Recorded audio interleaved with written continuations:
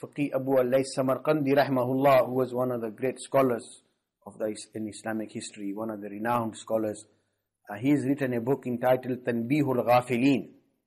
In there, he's written, on the day of Qiyamah, when people will be presented to Allah, and Allah will question them, different people will make different excuses.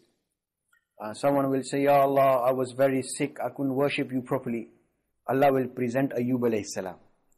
Ayyub alayhi salam, he was so ill, overpowered with illness, but deep down, he never forgot Allah. Allah says, وَاذْكُرْ عَبْدَنَا Ayyub. Oh my beloved Prophet, talk about Ayyub in Quran as well. إِنَّا وَجَدْنَاهُ صَابِرًا نِعْمَ الْعَبْدِ. I found him to be very patient, and he was such a wonderful man. And in spite of his severe illness, he never forgot Allah, he was never ghafil. So Allah will say, what was your illness? Some people might have cancer, TB, whatever. But the illness of Ayyub alayhi salatu wasalam was very severe and very long for many, many years. He suffered very severely. Until all the people as well of the town, they began to think, Ayyub must have done something very nasty to deserve what he's got. Then Ayyub alayhi salam felt very hurt. And he made a dua, Ya Allah, Rabbi anni masani adurru wa anta arhamur rahimin. Ya Allah, I've been hurt, and you are most merciful. Ya Allah, have mercy upon me. Allah sent Jibreel, and just as Ismail alayhi salam, where Ismail was lying, and Zamzam came from where Ayyub alayhi salam was resting, spring came. He was asked to drink from the spring and have a bath in it as well. So when he drank from the water, instant antibiotic, and all internally he was all cured, and with the bath, Allah restored his, mashallah, his glamour and his beauty, and mashallah, he was restored to what he used to be, a very handsome, mashallah, Prophet of Allah. And وَوَهَبْنَا لَهُ أَهْلَهُ وَمِثْلَهُمْ مَعَهُمْ. Whatever he was before, Allah gave him even more than what he had before. Another man will come and he will say, Ya Allah, I was a king, and I tried to rule amongst the people with justice, so I didn't find the time to worship you. Allah will summon Sulaiman alayhi salam. And Allah will say, look, what were you? You couldn't rule over a couple of 100 square miles. Prime Minister of Pakistan, Bangladesh, Turkey, whatever. But look at Sulaiman, he ruled over jinns and humans and animals. And what a wonderful man Sulaiman was. وَوَهَبْنَا لِدَاوُودَ سُلَيْمَانَ نِعْمَ الْعَبْدِ. What a wonderful man he was. إِنَّهُ أَوَّابٌ. He was always thoughtful of Allah. And the Bible, it criticizes and condemns Sulaiman alayhi salam and to Nauzubillah, and says he abandoned Allah, and rather his heart turned to idols.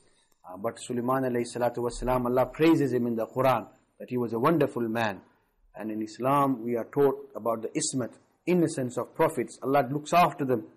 Allah protects them from any evil coming their way, as Allah mentions about Yusuf alayhi salam.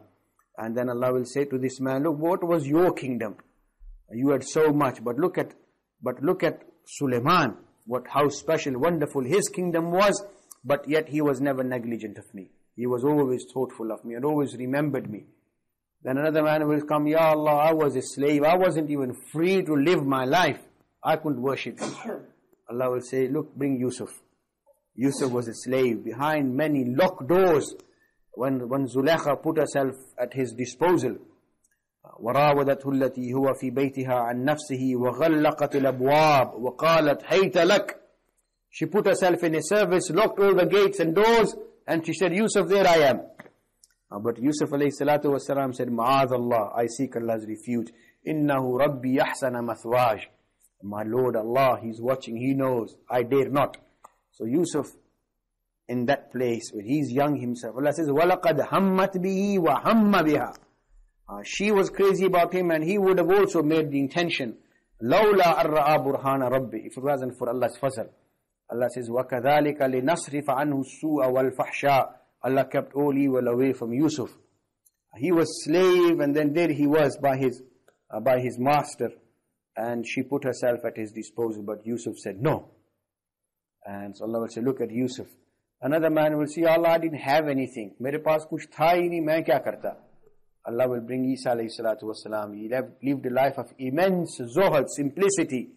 He used to travel, and he used to have a comb to keep his hair neat. Beard, hair, mashallah, he had zulfa, mashallah, long, nice hair. And one of these he says curly hair, and another this he says long hair. So it's slightly curled, long, and if they're long, then they're like straight as well, with slight curls.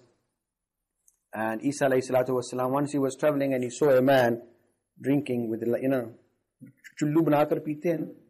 When some under the tap there's no cup, or you just drink like this. In Pakistan, India, mashallah, people, they dip their hands into a pond and then people drink like this as well. So when Isa alayhi salam saw a man doing this, he said, I don't need a cup either, it's too much. Then just give it away. Then he saw a man, he was combing his hair like this. So what do we need a comb for as well? MashaAllah. And he just left. Immense simplicity. He used to wear not sewn clothes, just simple sewn, just simple sheets. When he was raised to the heavens, he was wearing 2 sheets. When he will come down, he will be wearing 2 pale sheets. And because he lived a life of simplicity, when he will come down in that simple form. So a man will say, I have nothing. Allah will present Isa alayhi salam. Allah will say, look at Isa, how he lived his life in simplicity and in poverty. Then a woman will come, because hisab in the life hereafter is only for Muslims and believers. Kuffar, they will be separated and they will be dragged to Jahannam. يَوْمَ يُسْحَبُونَ فِي النَّارِ عَلَى وُجُوهِهِمْ. Allah says in the Quran, they will be dragged upon their faces and thrown into Jahannam.